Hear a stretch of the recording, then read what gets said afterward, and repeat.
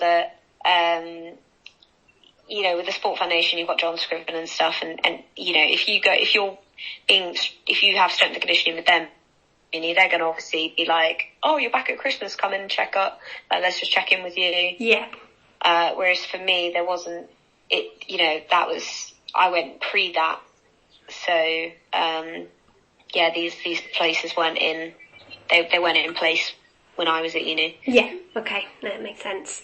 And then, if there was anything that you could say, oh, I really wish I had this support whilst you were there, what would that be? Is there anything that jumps out as something you'd be like, yeah, that would have been really beneficial for me in that transition and adapting to life in the UK? I think having an ex-athlete chat to me, or someone like me, if I could chat to me as a kid and be like, by the way, you do realise that athlete lifestyle isn't just a meet-up, it's like this could help you for organising your life, and this can help you for organising this and that. Just actually having like a buddy system. Yeah. Yeah, agreed. Okay. I guess. Can you imagine talking to like an ex-Olympian and they're like, right, I did sports psychology. It's not all, la-di-da, it's actually going to help you. Then I think, an 18-year-old who might not have had access to that would be like, oh, okay. Yeah. Just completely open their eyes, get someone else to tell them that they look up to as completely to a member. We actually, at Trent was really good though, because they also did media training with us. Oh, nice. I felt like that was really beneficial, because there are a lot of kids that I try and talk to over here that I'm like, right, media training is going to be important. So I'll try and like chat with kids over here and try and help them with things. But it's good if like TAS runs things or their universities run them. Yeah. Yeah. Okay. Yeah, like a buddy scheme almost. Yeah. And then I guess from your experience, would you have found it beneficial to have, obviously it's a little bit more difficult because obviously Jersey's pretty small, but having connection with an athlete that's had a similar experience to you, as in come from an island or come from a small place, would that have been beneficial, or is it just any sort of older athlete in general? Yeah, completely. Even if it's via, and I know kids don't necessarily like being on the phone at the moment. Yeah. They prefer texting or Snapchatting or what, I don't know what they do now, Instagram. Even if you said like, look, here's my Instagram, you can chat to me anytime, you can follow me, I can follow you, we can meet up when we're back in Jersey or whatever, I guess because the older, for me, for example, I know about the Jersey Sport Foundation. I know Jersey Sport aren't necessarily the ones to talk to over here, but a kid might not know that, or their parents might not know that. Yeah, agreed. So someone who's been there, done that. It's just someone to point them in the right way, isn't it? Yeah, definitely. And I think it's sometimes a bit different, isn't it, when people haven't got the same experience as you, being able to speak to someone who knows what it's like to move far away from home and not have that accessibility on the weekends and that sort of thing. For sure. Yeah.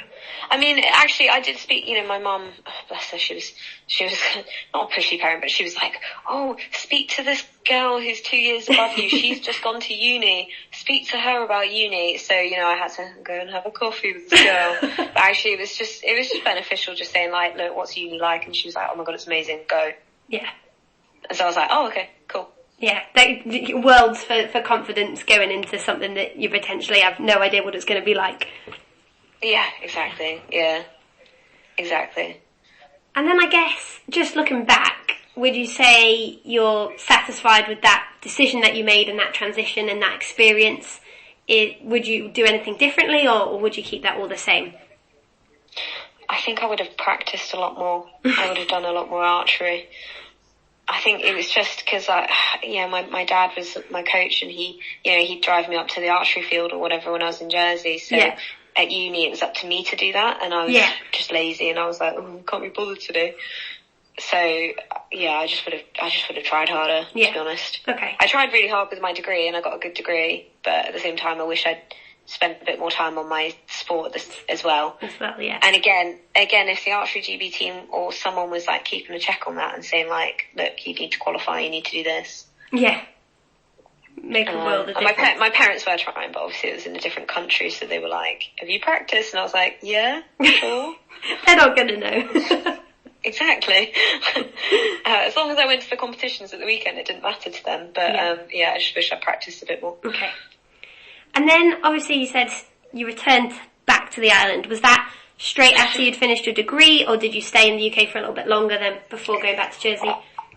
I stayed in the UK. I did a sort of master's in strength and conditioning, corrective exercise, that kind of stuff. And that was actually because my strength and conditioning coaches at Nottingham Trent, they were the ones actually that said, like, you know, what are you going to do next year? And I said, oh God, I don't know. And they were like, well, you know, you're good at the, oh God, I can't even think right now. Sorry. My brain is frazzled today. That's all right. Not psychology, physiology. They were like, you're good at the physiology stuff, you know, you've obviously trained with us for 3 years, strength and conditioning, you know, why don't you do our sort of master's year? And that basically I applied and got onto that. So I did a sort of master's at Trent again. Okay, nice. And then after that finished, I went home. Also, my dad did die, so I went back to be with Mum. Yeah. So that really changed it as well. I think had he still been around, I might have stayed in the UK a bit more. Okay, yeah, so it's that family pull, completely understandably, that brought you back. Yeah. And then how did that feel moving back? Did you feel like you'd gone from this place, you've got all this freedom, all these opportunities to go off and do things? Living at home with Mum again. Oh God. Yeah, it was weird having to share a fridge with my mum rather than, you know, other students. But no, it was good, and like all my friends had come home anyway, so they'd just basically gone into the finance industry. So, you know, like everyone went to uni and came back to Jersey. So, it was kind of. No, I mean, a couple of people have stayed in the UK from my year group at school, but most of us came home. So it's mainly because, you know, rather than having to find a job and pay rent and stuff in the UK, it's parents are better over here, I guess, and they just let you live here for free for a bit until you get a job. Bless them. Okay, so that's just kind of the common thing to do is leave the island, go to uni, and then come back and go back when you've finished. Yeah. And then how did you find that from a sporting perspective? Did you feel like it was kind of back to what you were used to with archery? Like, did it feel different? Because obviously you were back at home. What was that like? Yeah, it was just, I guess same old. It's just having to do more travelling again. Yes, Obviously it would have been easier if I was in England. Less travel, and I could have got a job over there really. I should have got a job over there and doing strength and conditioning and just, you know, near Lillishall, I guess. Mm-hmm. But I wanted to be at home with Mum, so I just, all the work that I did do was then used to pay to go to the UK, so. Okay, yeah, so it's almost like working to fund archery to then do more work to then fund more archery. Yeah, exactly. And then are you still involved in the sport now? Is that still kind of... Yeah, COVID, I was properly on it again. I sort of went through like a few years of kind of just doing the bare minimum, and then I probably got on it. 2017, 2018, 2019 were good years. And then COVID, obviously, so I haven't, with the restrictions, I haven't really travelled. So going to France was the first time I've been off the rock. Yeah. Which was nice. So yeah, now I'm kind of like, right, next season, get back on it a bit more. Just see how I do. Just hopefully do another World Champs in 2 years. Nice, yeah. Things like that. The Commonwealth Games have been cancelled for us because of the Delta variant in India. Yeah. So archery was supposed to be in India. But yeah, they cancelled that now, so that's a bit annoying because that was supposed to be next year. So I was a bit like, oh, I've got no goals now. Yeah. But the World Champs, 2 years. You know, qualify next year, go the year after. Just kind of normal work to fund archery, really.